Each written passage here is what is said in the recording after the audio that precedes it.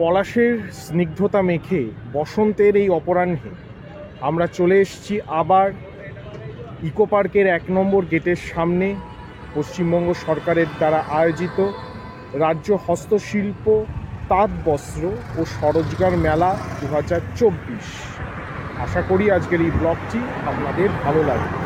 আমাদের এই উদ্যোগ যদি আপনাদের ভালো লেগে থাকে তাহলে অবশ্যই লাইক, সাবস্ক্রাইব এবং শেয়ার করে আমাদের মনোবল বৃদ্ধি করুন। নমস্কার, ধন্যবাদ। ইকো পার্ক 1 নম্বর গেটের কাছে বসেছে এই হস্তশিল্প মেলা।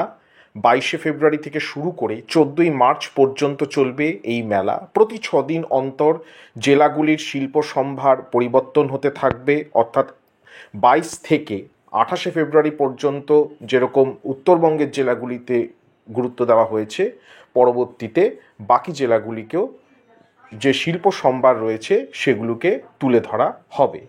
আমরা গিয়ে প্রথমেই যেটি দেখলাম সেটি হচ্ছে উত্তরবঙ্গের যে মাসাই মূর্তি রয়েছে কাঠের তৈরি, এবং কাঠের বিভিন্ন যে সকল মূর্তি উত্তরবঙ্গে তৈরি হয় সেগুলোই আমরা আমাদের কথা ইউটিউব চ্যানেলের ক্যামেরায় প্রথমে সেগুলোই ধরা পড়লো, এবং এগুলো আমরা মূলত প্রতি বছরই দেখি, এবং প্রতি বছরই নতুন নতুন শিল্প সম্ভার এখানে সংযুক্ত হতে থাকে, যা দেখে আমাদের মন মুগ্ধ হয়। পাশাপাশি আমরা দেখলাম উত্তরবঙ্গের বাঁশের তৈরি বিভিন্ন আসবাব এবং সর্বোপরি অনিন্দ সুন্দর মুখোশ, যা এক কথায় অনবদ্য। এই মুখোশগুলি যেন বাংলার যে একটি প্রাকৃতিক সৌন্দর্যময় এক শিল্প সত্তা রয়েছে, সেই শিল্প সত্তাকেই যেন প্রস্ফুটিত করে চলেছে।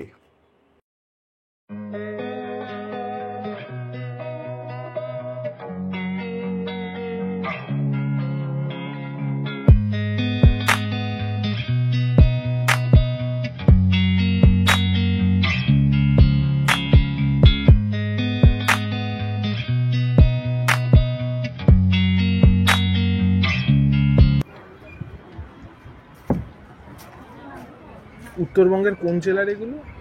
উত্তর দিনাজপুর, কালিয়াগঞ্জ।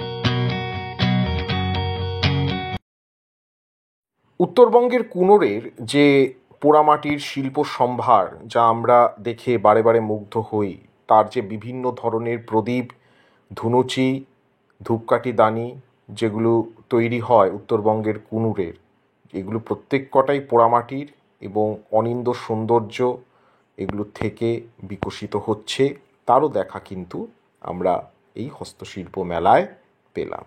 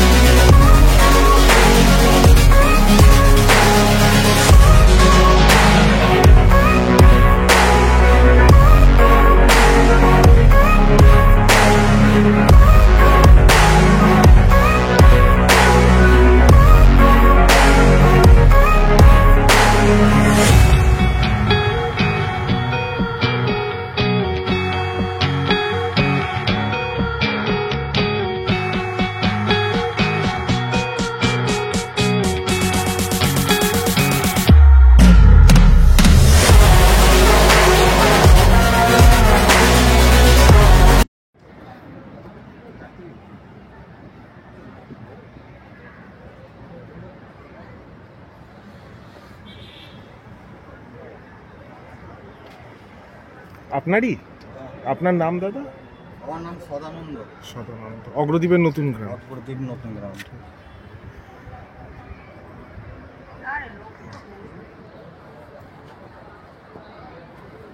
সদানন্দ সূত্রধর, তাই তো? হ্যাঁ।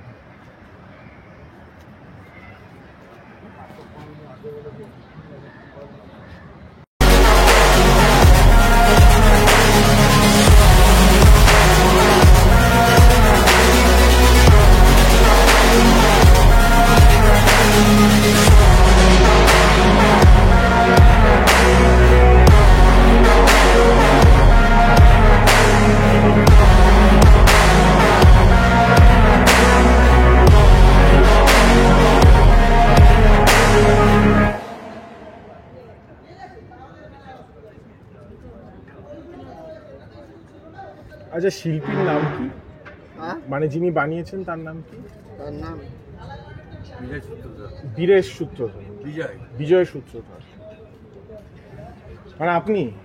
না না, সে বাড়ি গেল।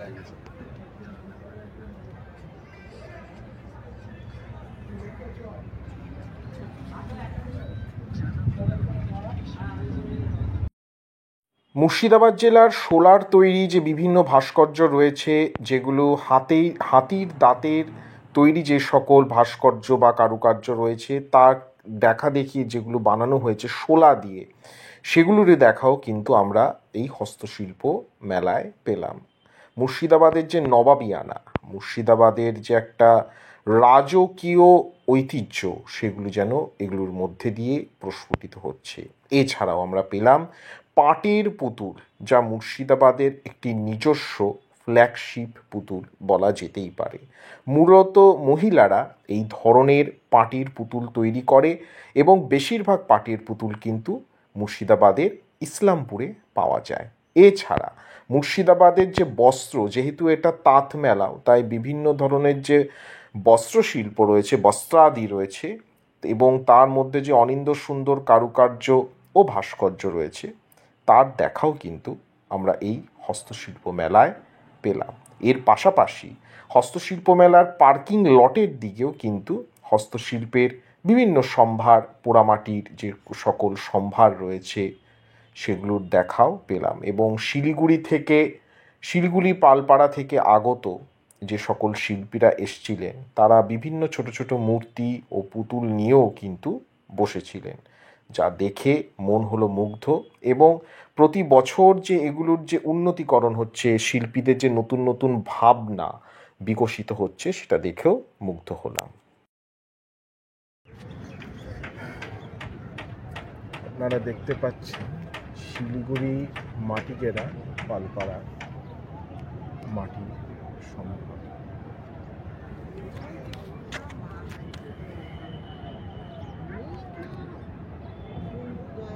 শিলিগুড়ি মাটিকেরা পালপাড়ার